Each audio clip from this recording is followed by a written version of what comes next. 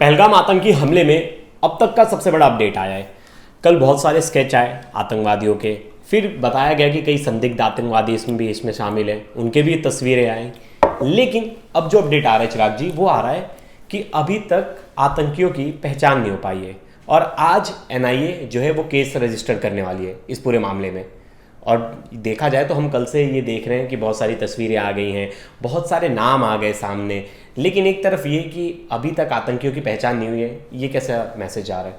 देखिए, कल जो इन्फॉर्मेशन आई थी, कल वो इन्फॉर्मेशन थी कि ये सस्पेक्ट हो सकते हैं, लेकिन अभी तक ऑब्वियसली पुष्टि नहीं है। इसलिए हम पुख्ता तौर पर क्राइम तक अपने दर्शकों को हम बिल्कुल भी ये नहीं चाहते कि उनको एक सस्पिशियस रहे किसी भी चीज़ में। हम बिल्कुल आपको पुख्ता जानकारी देंगे।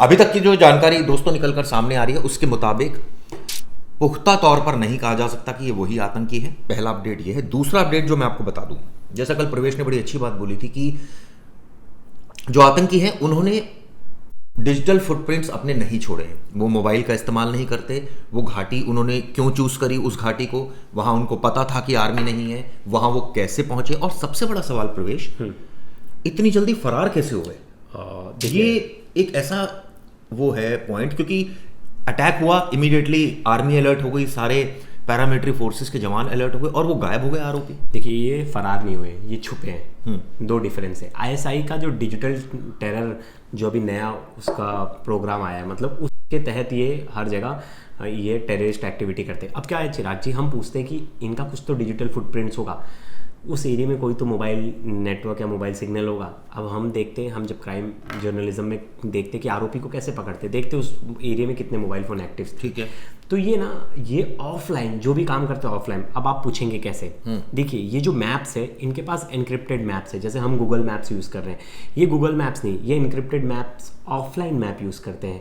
इन्हें ज़रूरत ही नहीं है इंटरनेट की, और उसमें प्रॉपर वीडियो रिकॉर्डिंग, उसमें प्रॉपर मैप रूट, ये सब पहले से प्री लोडेड होता है। ये होता क्या है? कोई ऐप है क्या? या बिल्कुल, मैं बता रहा हूँ आपको। इसमें ऐप है ये, और उस ऐप के बारे में भी जो है वो डिटेल दी गई है। मैं आपको उसका नाम बोल रहा हूँ, एल्पाइन ऐप। एल्पाइन ऐप, जो एल्पाइन ऐप है, इसके जरिए ही, और जो बताया भी जा रहा है एनक्रिप्टेड डिजिटल मैप था इनके पास, इनके जरिए ही वो लोग पाकिस्तान से भारत में घुसे हैं।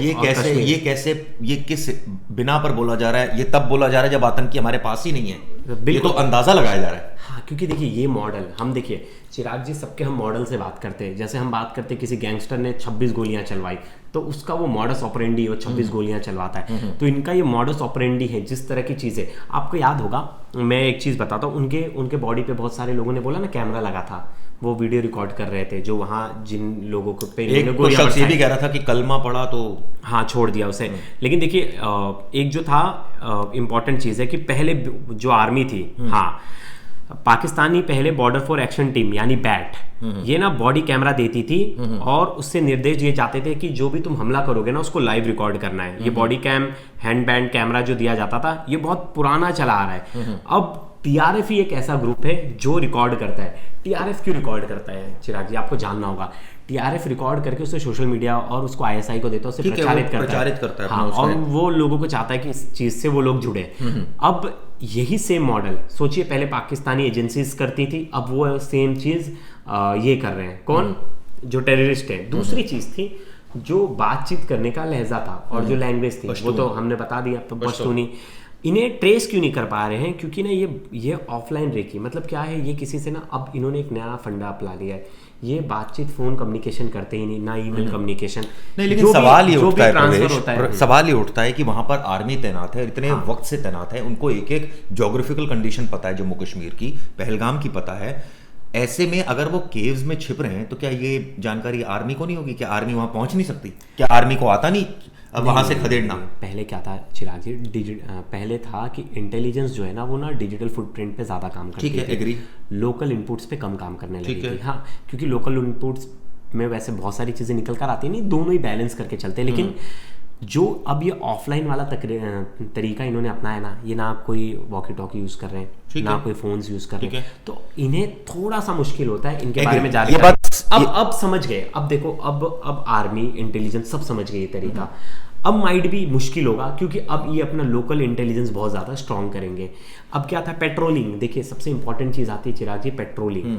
अगर नक्सली जंगलों में क्यों एक्टिव हुए, उस जगहों पे ज़्यादा पेट्रोलिंग नहीं हो सकी। हमेशा देखिए क्राइम उसी जगह छुपता है और क्राइम उसी जगह बढ़ता है जहाँ पेट्रोलिंग ना हो, या तो शहरों में पुलिस की, या तो अगर ऐसी बॉर्डर जगह है तो वहाँ paramilitary force, military, army, CRPF, जितने लोगों की, और Jammu Kashmir special task force, इन सब की जिम्मेदारी थी। 4-4 टुकड़ियाँ वहाँ रखी हैं, तो वो उनकी जिम्मेदारी। तो अब ये माना जाए प्रवेश के आने वाले वक्त में इन जगहों पर भी आर्मी की और लोकल इनपुट्स बहुत स्ट्रांग हो जाएंगे, क्योंकि आपके देखिए जैसे समझ गया नोएडा में हमारा ऑफिस है, नोएडा में क्राइम रेट्स कम है, तो हम वहाँ जो है सुरक्षा बल कम कर देते हैं और हम कहीं और सुरक्षा बढ़ा देते हैं। हमने देखा आए दिन जम्मू में ज़्यादा अटैक हो रहे थे, तो जम्मू में बहुत सुरक्षा बल तैनात थे और जम्मू को मतलब तो क्या इसी का फायदा उठाया आतंकियों ने? हाँ, कहीं ना कहीं, क्योंकि हम सब तो यही परसेप्शन लेके चल रहे थे कि जम्मू में ज़्यादा अटैक हो रहे हैं, जम्मू में सिक्योरिटी टाइट कर दी गई थी, जम्मू में सब चीज़ें अच्छे से व्यवस्था सब सही कर दी थी।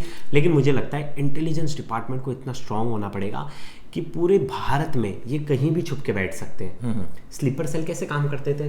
स्लीपर सेल कोई फ़ोन यूज़ नहीं करते थे, वो एक message direct 1-to-1 message transcript करते थे। अब उसके वजह से होता क्या था कि इन्हें ट्रेस करना मुश्किल है। अब ये कहीं भी हो सकते हैं छुपे, तो इसमें आप कितनी भी सिक्योरिटी लगा लो, जो फैक्ट बात ये है, कितनी भी सिक्योरिटी लगा लो, लेकिन आपका इंटेलिजेंस पे ये पकड़ाएंगे कि किस बेस में ये इनकी। आपको पता है इनकी एक जो ISI का जो नया मॉडल है, इसमें 6-6 महीने वेट करते एक प्लान के लिए। मतलब इन्होंने प्लान डिसाइड किया 6 मंथ पहले, फिर कॉन्टैक्ट बंद कर देंगे पूरी तरह से, नो मोबाइल कॉन्टैक्ट्स। अब वो 6 महीने बाद उस चीज़ को ये इम्प्लीमेंट करेंगे, तो कितना टफ टास्क होने वाला है एजेंसीज के लिए भी। ऐसा ही सेम हमास में भी देखा गया था, हमें वो भी ऐसे ही करते थे।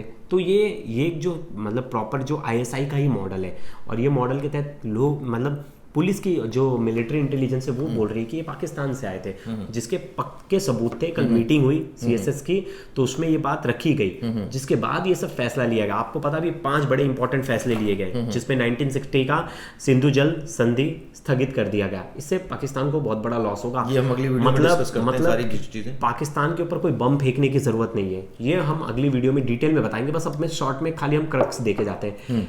इसमें पाकिस्तान के ऊपर कोई अटैक करने की जरूरत नहीं, पाकिस्तान खुद ही घुटने टेक देगा। ये इतना बड़ा अटैक है, मतलब आर्थिक रूप से चोट पहुंचाई जा रही है, मानसिक रूप से सब कुछ मतलब उनका जो मोस्टली उनकी जो इकोनॉमिक डिपेंड है, अगर ये जल संधि स्थगित होती है तो इससे इनको बहुत बड़ा लॉस होगा। चलिए अगली वीडियो में आपको एक एक फैसला बताएंगे जो भारत सरकार ने 5 फैसले लिए हैं, उनका क्या मतलब है और उनसे क्या क्या नुकसान हो सकता है। ये फैसले बेशक कई लोग कह रहे हैं बड़े हल्के फैसले हैं, कुछ बड़ा होने वाला है। क्या वाकई कुछ बड़ा होने वाला है या ये बड़ा हो चुका है? इस बारे में आगे अगली वीडियो में बताएंगे। नमस्कार दोस्तों, धन्यवाद।